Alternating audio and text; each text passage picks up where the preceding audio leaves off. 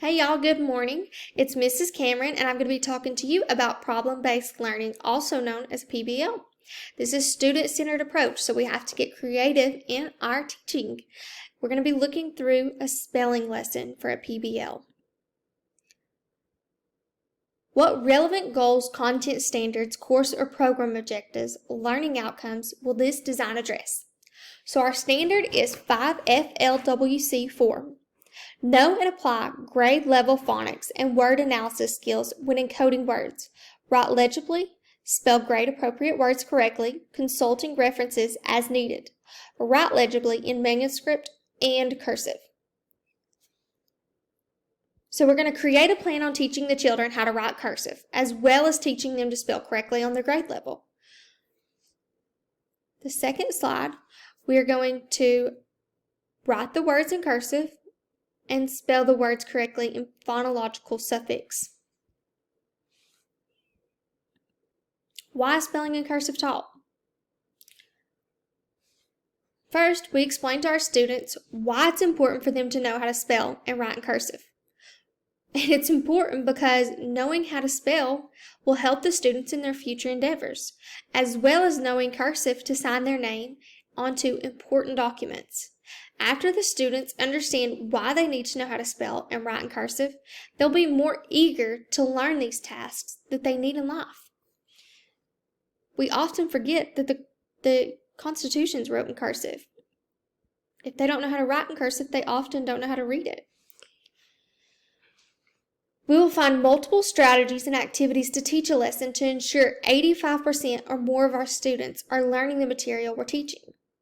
When using these strategies, we want to remember all of our students to incorporate fun and creative ways to teach material provided to ensure that every student has the opportunity to learn. So this is where we're going to start putting our activities to play. So we're going to use social cognitive theory as well as social culture theory. These theories are used because the kids will be using logical reasoning on how to spell words, as well as listening to how the other kids spell the words. It'll be teacher and student directed. So one student will come to the board and roll a number cube.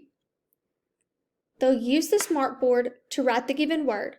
All the students will write the word on their dry erase boards. At the end of the turn, the student at the board picks another student who's not been chosen. Each number on the cube will coincide with a different set of instruction. If they roll a 1, write the word in cursive in red. 2, write the word in cursive or write the word in all capital letters.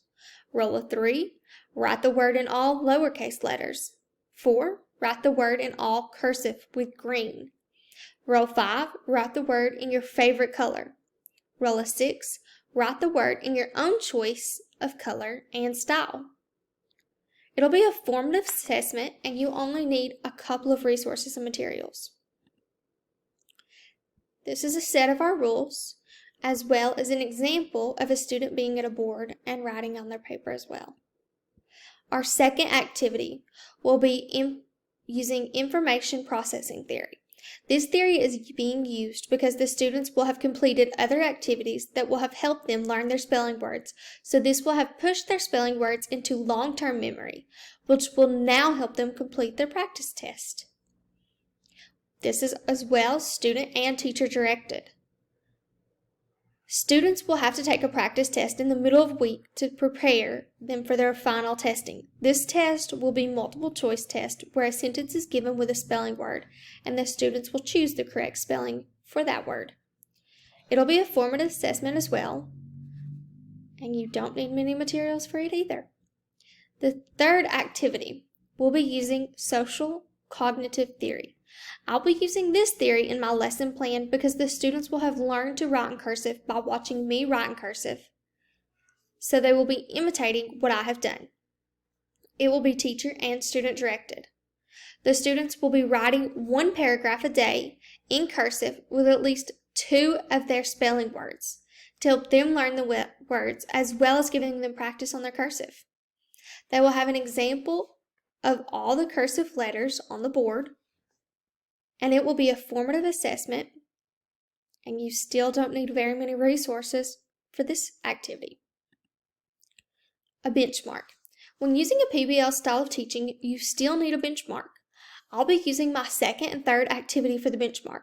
My requirements for these will be correctly spelling 17 out of 20 of the questions on their practice spelling test, as well as having no more than 5 mistakes on their cursive writing assignment. If 85% of my students have not met these requirements, I still will have an activity 4 that will give them another opportunity to reach a level of proficiency. Once we have completed activities 1 through 4, I will retest on activity 5, and the students who do not reach proficiency, I will then find another program to help them. Activity 4. Behaviorism, social cognitive theory, and constructivism are my learning theories. These theories are being used because the students will be having a small spelling bee that they will stand up next to their seat. I will call on the students to spell one of their words. If they spell the word correctly, they will keep standing. But if they misspell the word, they will have to sit down and write each of their spelling words 5 times apiece. But for completing this assignment, they will receive 3 points on their test grade. And the winner of the spelling bee will receive 5 points on their test grade. The application here will be a brief pause after a student spells a word to increase the anticipation and get their attention. It'll be a formative assessment, and you don't need very many resources here either. This is an example of the spelling bee and what I will give them to show that they get the extra points on their spelling or on the test. Activity 5. We're going to be using information processing theory. I'll be using this theory again, but this time it'll be to see what the students learned from their long lesson over our spelling words. It'll be teacher and student directed as well. The strategy is going to be identifying similarities and differences. The students will be taking a summative assessment at the end of the week to show me what material they learned through the week.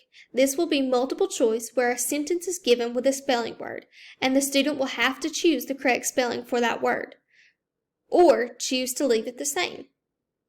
It's going to be our summative assessment, and this will let me know everything that the kids have learned and if I need to take another action to help them learn something further. That's my PBL. Thank you for listening.